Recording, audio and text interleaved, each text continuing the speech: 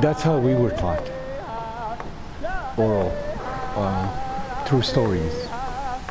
The land is where we come from. We don't own the land owns us. If you could teach the kids the differences of the land and how they relate to that specific tribe or people there, that's how you learn the history of those people. And the same thing when you go out to the prairies. You teach them why it's flat and why we use those, why we camp by the rivers. That's very important for these kids to learn that that's where the power comes from.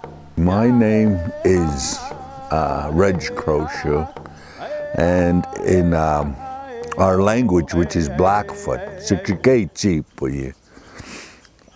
my name is Awakasina, which means deer chief.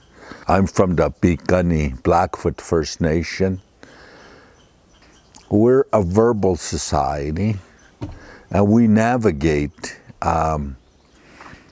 oral practices for rights and privileges.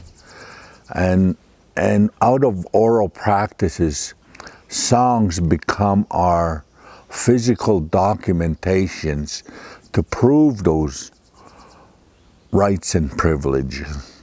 Our teachings have been passed down to us generation after generation from our ancestors to our elders that we have today.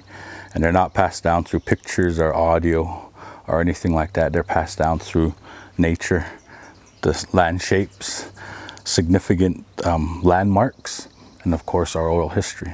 So I think it is important right now that we're losing our songs, we're losing our language because we don't know oral systems. And it's so important to have a camp or something where we can bring our young people to start teaching them about oral systems.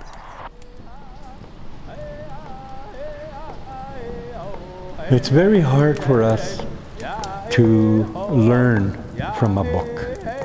Yeah. But when it's shared with stories, creation stories, then it really sticks to us. It's hard to be gathered as an elder everywhere. Although we go to schools and universities and do our part, the camp gives them a freedom to learn properly and to be on the land and to learn from the land. It's a missing link for the young people today, especially living in the city of Calgary. They're not exposed to this. To hear them laugh, to hear them play, and go through things in the camp where yes, it's rainy and it's cold and stuff, but you're going to go through challenges in your life, and how are you going to deal with them? When you don't have a good, strong foundation, a lot of our young people give up, which is very unfortunate. I believe it's important to practice our Indigenous ways of knowing to keep them. I really believe in, working with your elders and hearing from them and being close to them, creating relationships with them, because we are the future. Indigenous youth, our youth are the future, and we want to continue the stories, the teachings, and the songs to live a prosperous life, of course, to live our ways and to not lose who we are.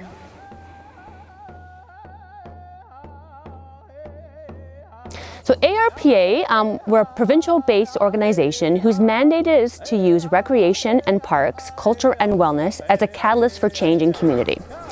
So a few years ago, we connected with an elder named Dr. Reg Crowshoe, and Reg has been doing some work with elders in the Treaty 7 area, particularly in Calgary, to bring elders together to create capacity within the community.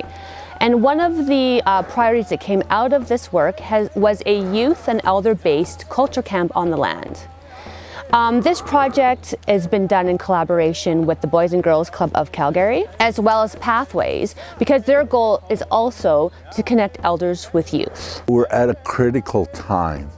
We're losing the Indigenous resources.